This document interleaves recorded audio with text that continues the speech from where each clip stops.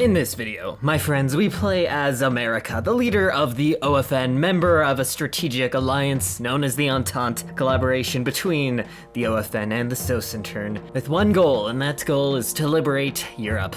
After a climatic battle in the city of Ost-Paris, a madman was defeated, maybe? Kinda disappeared.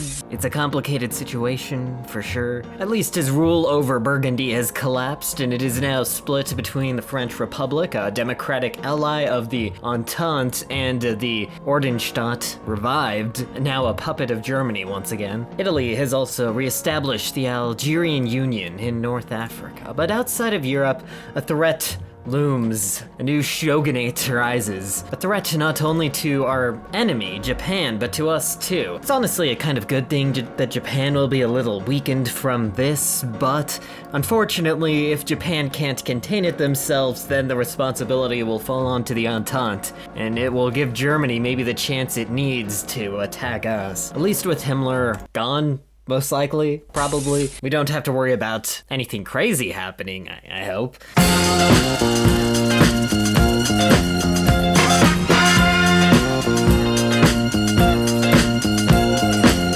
We also have finally surpassed Japan in terms of navy strength, but at this point, it doesn't really matter that much. If we really wanted to, we could just invade the sphere, but for previously stated reasons, I probably won't be doing that. At least they still have a navy so they can protect their homeland, ideally, and cut off China from Taiwan. So right now, the main goal will be to seize all the Italian ports in Africa so our allies can easily invade their holdings there, while just holding everything here. We have some elaborate defensive lines along almost every border, so I assume things will be defended. It all kind of rests on Hungary not joining their side, which they could do the equivalent of an around Maginot and just invade through Hungary, which would be really bad. I probably should have a backup plan for that, but I don't know, I just don't have the divisions for it. And hope is lost. Even after the disappearance of Himmler's test subject 50, the catgirls have continued to spread into the prosperity sphere. Shaky's sudden disappearance further divided the state. The sphere has lost its vigor. Test subject 51, the new leader, has begun the construction of rafts that are being used to invade islands all around the Pacific. Due to this, Tokyo has made the tough decision to hand Hawaii over to the United States for its own protection. Well, that's nice. We have a new core state, more manpower to recruit from. Kind of a interesting situation to get it, though. We probably should be defending these islands immediately, because this is a little too close for comfort here. Guess we can get a Pacific fleet ready. Okay, and basically the Soviets took territory from Finland, and then Finland joined Germany for protection. And a message from Germania today. Klopfer wants a meeting between the leaders of the Sosentern, the OFN, and the Unity Pact. I can only imagine what he wants. Maybe he sees what's going on, maybe he wants a peaceful solution to this. So the three leaders arrived in Stockholm. What happened in Ost-Paris still scares me, Klopfer told the two leaders. Himmler has technology and resources beyond our comprehension, and I know he must still be a lie. But even if that's true, that doesn't erase the evils your regime is taking part in. We'll have to cleanse Europe and free it from your rule, no matter what, and you can't change our minds on this issue. This is our one goal, and this has been what we've been working for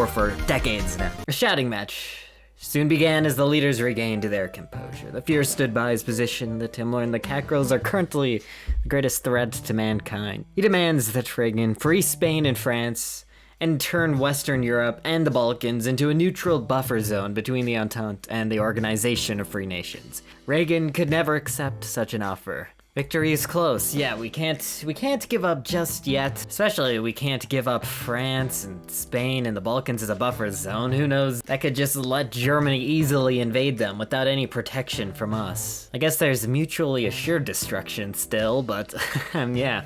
And Zhukov's demise. Zhukov, Soviet savior and hero, has died, and not through natural means. The Reich, hungry for victory, has taken his life. The two assassins fleeing the scene were quickly captured and identified as German agents by the NKVD after the Entente refused to pull out of Europe.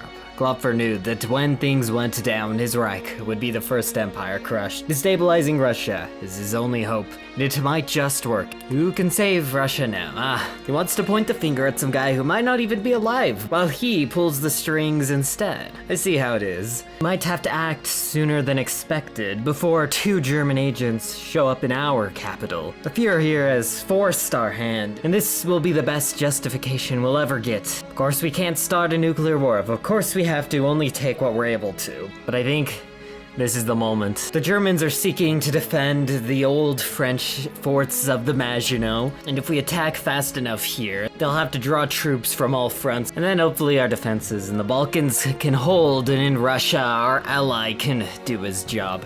Well, our old ally, but with a new face, of course. With Zhukov gone, there were lots of options for who could lead Russia. But one man stood out. The new elected General Secretary of the Soviet Republics. A familiar face for sure, a man that's sure to lead Russia to victory, hopefully. We can help him and the people of Russia soar above the clouds, and maybe not point out the flaws in the Eagles society along the way. Hopefully. Well, at least we're united by a common enemy for now, yeah. But I don't know, I think I remember something about him being, like, killed after a failed rebellion or something. I don't know, but we can't deal with that right now. But yes, it's time.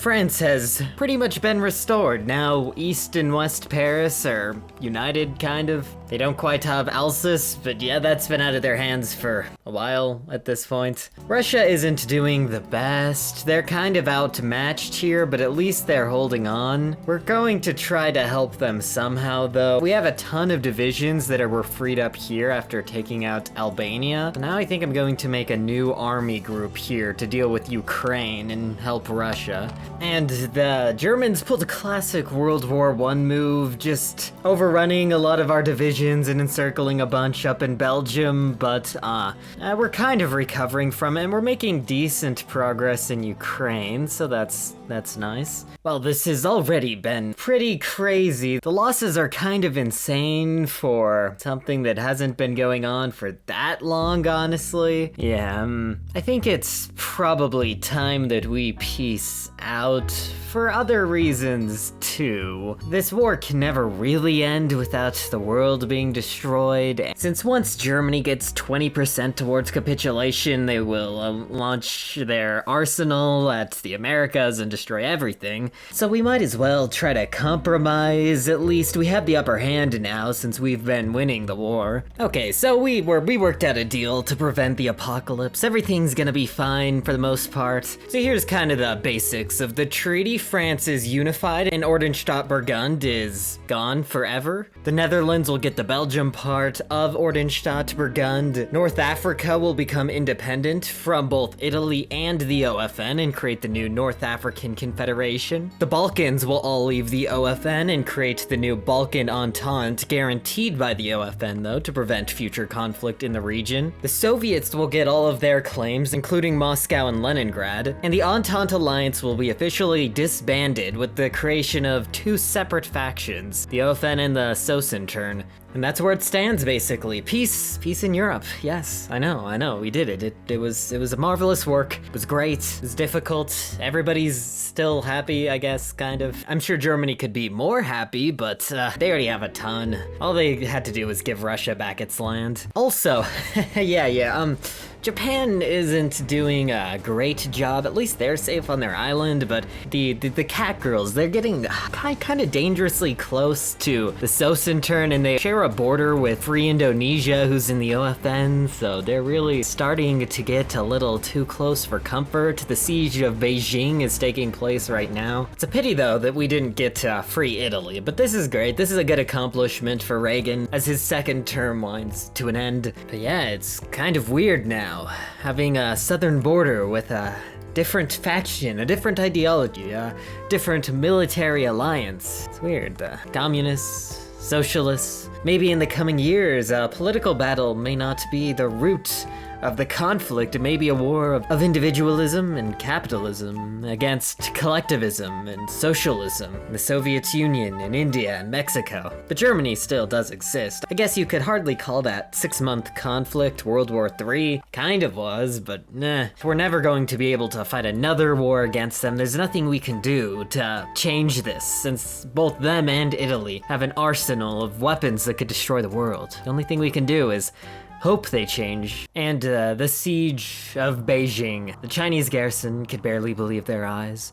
On the horizon, not just thousands, not tens of thousands, but millions of cat-like creatures appeared, charging towards the city with little weaponry. Maybe half of them had guns, and 10 or 20 total tanks could be seen. Japan's supply planes had been consistently shot down by Catgirl AA, and efforts to seize nearby cities back from the cats had failed. 51, the leader of the shogunate, has put all of her resources into taking the city. Rumors have spread that she personally has arrived at the nearby city of Tianjin. Japan, still master of the seas, has dedicated a special force to destroy all ports of Taiwan and ports near Beijing to potentially make a counteroffensive and lift the siege of the city. There's one problem, however. A task force of 3 capital ships and 30 destroyers recently disappeared during their mission to sabotage ports in Taiwan.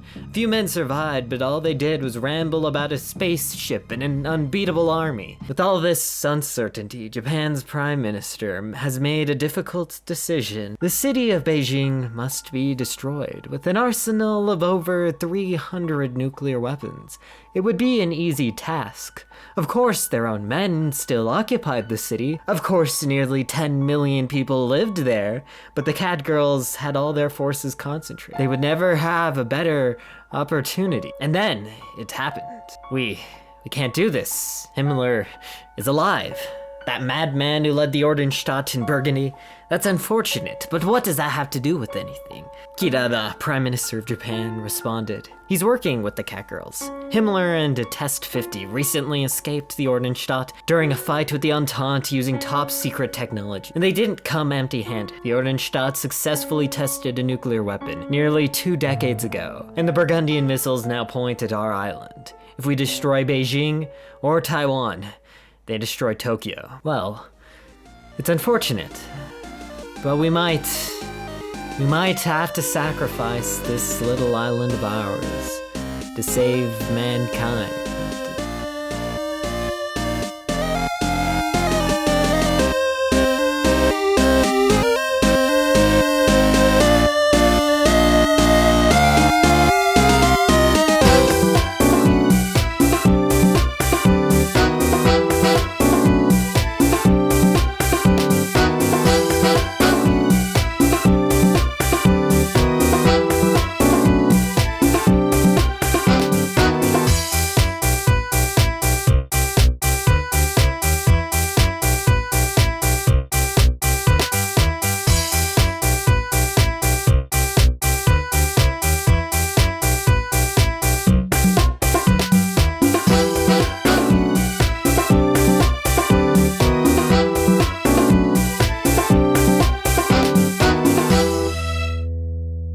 I know that's still January's outro. I usually try not to upload videos on the first day of the month, but Patreon just takes a while to load all the stuff, so the new outro will be out for the next video. Yeah,